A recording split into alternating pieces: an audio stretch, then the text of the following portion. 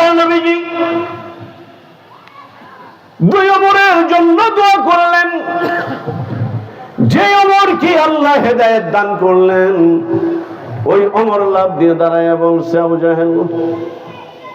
আবু জাহেল আমি রাজি, খোলা তলোয়ার ঘুরাই। আর ওমর ইবনুল খাত্তাব ডাক দিয়ে বলে, এ নেতা, আমি এনে দিতে পারবো মুহাম্মদ ইবনে আব্দুল্লাহর মাথা। আবু জাহেল ডাক দিয়ে বলছে, ওমর যেহেতু বলেছে তাহলে আমি বিশ্বাস করি আজকের এই কাজ ওমর পারবে। শুধু তাই নয়, আজকের দিনটাই হবে মুহাম্মদ ইবনে আব্দুল্লাহর জীবনের শেষ দিন।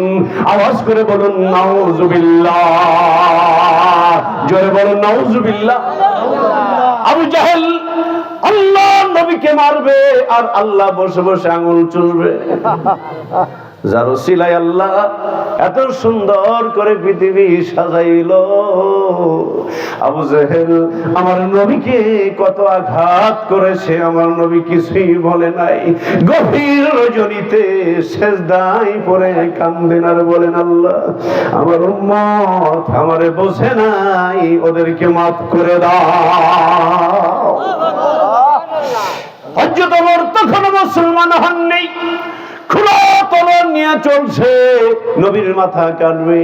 প্রতিমধ্যে তার বন্ধুর সঙ্গে দেখা, বন্ধু কোথায় যাও? যাই মুহাম্মাদের মাথা কাটতে।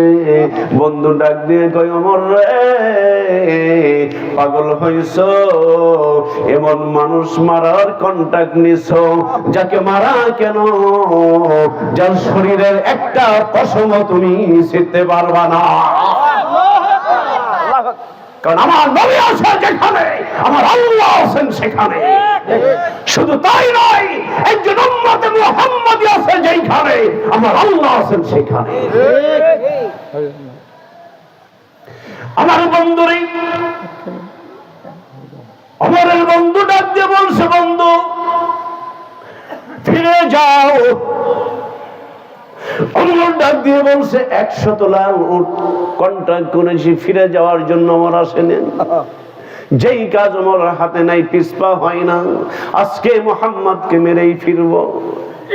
ওমরের বন্ধু ডাক দিয়ে বলছে, বন্ধুরে তুমি কি জানো, যে মানুষটাকে মারার কন্ট্রাক্ট তুমি নিয়েছো, আজকে তোমার বোন, তোমার ভগ্নিপতি, তোমার আত্মীয় স্বজন সকলেই মিলে ওই নবীর হাতে ইসলাম গ্রহণ করেছে।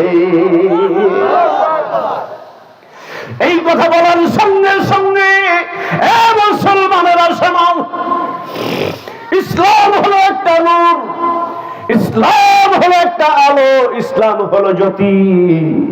ওই সঙ্গে সঙ্গে আমার নূর, আমার নবীও একটা জ্যোতি, আমার নবী একটা নূর, আমার নবী একটা আলো। আমার নবী যেখানে পা রেখেছেন আলোকিত হয়ে গিয়েছে। জোরে বলুন না সুবহানাল্লাহ। মা আমিনা স্বপ্নে দেখেন গর্বে তাহার নূর, ওই নূরের নাম রাখিলেন, ওই নূরের নাম রাখিলেন মুহাম্মদ রাসূল নবীজি। আল্লাহ আল্লাহ আল্লাহু লা ইলাহা ইল্লাহু, আল্লাহ আল্লাহ আল্লাহু লা ইলাহা ইল্লাহু, লা ইলাহা ইল্লাল্লাহু মুহাম্মাদুর রাসূলুল্লাহ সাল্লাল্লাহু আলাইহি ওয়াসাল্লাম। জবানটা ছেড়ে দিয়ে সকলেই একবার চিৎকার দিয়ে বলুন আল্লাহু আকবার। আমার ভাইরা, হযরত ওমর এই কথা শোনার সঙ্গে সঙ্গে থমকে দাঁড়ায় গেলেন। বন্ধু সত্যি কি আমার আত্মীয় স্বজন মুসলমান হয়ে গিয়েছে? হ্যাঁ ওমর, আমি কি মিথ্যা বলি? ওমর রে, মিথ্যা কথা বলছি না, তুমি বাড়িতে যে নিজের চোখে দেখে আসো।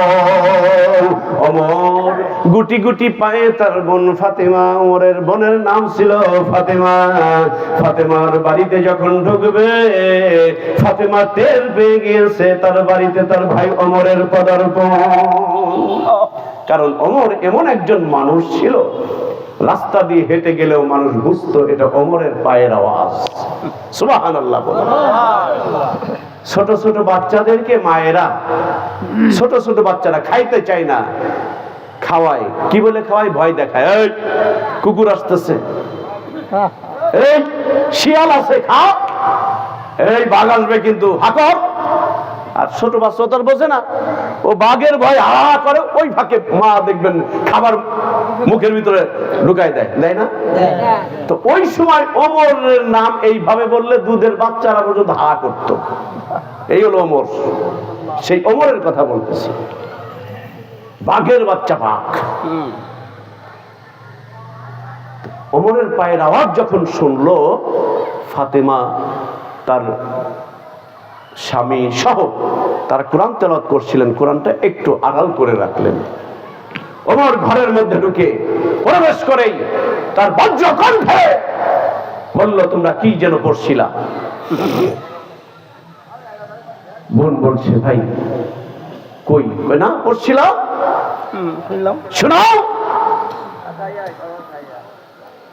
এইভাবে যখন হযরত ওমর তার বোনের সঙ্গে কথা বলছিলেন, তার বোন বলছে, ভাইজান আমি কি এমন অপরাধ করেছি, এইভাবে কেন আমাকে ধমকাচ্ছেন?